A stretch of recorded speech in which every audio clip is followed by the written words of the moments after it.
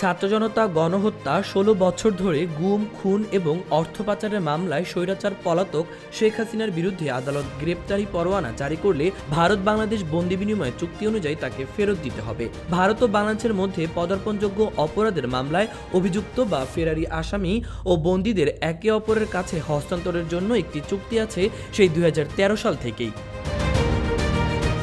ভারতে হাসিনার অবস্থান নিয়ে নাখোশ বাংলাদেশ জাতীয়বাদী দল, বিএনপি, জামায়াত ইসলামী সহ শীর্ষ পর্যায়ের রাজনৈতিক দলগুলো।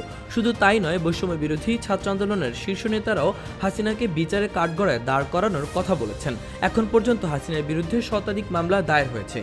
একই সঙ্গে গণহত্যার অভিযোগে তদন্ত চলছে আন্তর্জাতিক অপরাধ ট্রাইব্যুনালে।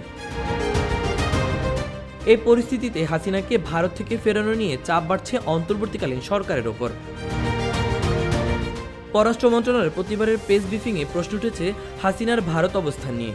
এমন আবহে গতকাল ভারতীয় সংবাদ মাধ্যম সংস্থা পিটিআই এর সঙ্গে এক সাক্ষাৎকারে হাসিনাকে ভারত থেকে ফিরিয়ে বিচারের মুখোমুখি করার কথা জানিয়েছেন অন্তর্বর্তীকালীন সরকারের প্রধান উপদেষ্টা ডক্টর মোহাম্মদ ইউনূস। একই সঙ্গে দিল্লির সেফ হাউসে বসে যেসব নির্দেশনা পাঠাচ্ছেন হাসিনা, তাতে বিরক্ত প্রকাশ করেন তিনি। এখন প্রশ্ন হচ্ছে, অন্তর্বর্তীকালীন সরকার চাইলেই কি ভারত হাসিনাকে ফেরত পাঠাবে?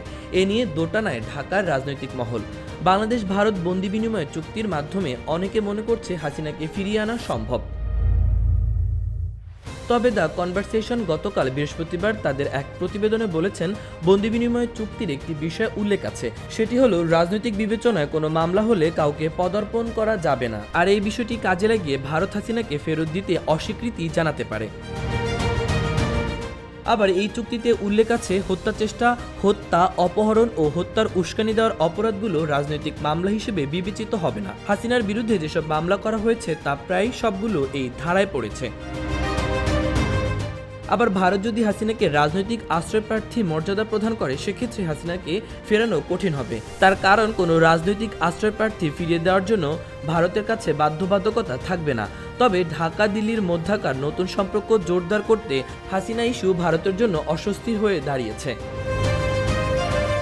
দ্য কনভারসেশন তাদের প্রতিবেদনে বন্দি বিনিময় চুক্তির চেয়ে কূটনীতির উপর বেশি জোর দিচ্ছে। তাদের ভাষ্য, শুধুমাত্র আলাপ আলোচনার মাধ্যমেই কাউকে ফিরিয়ে আনা সম্ভব। মাহবুবুর রহমান ইমন, খবর সংযোগ।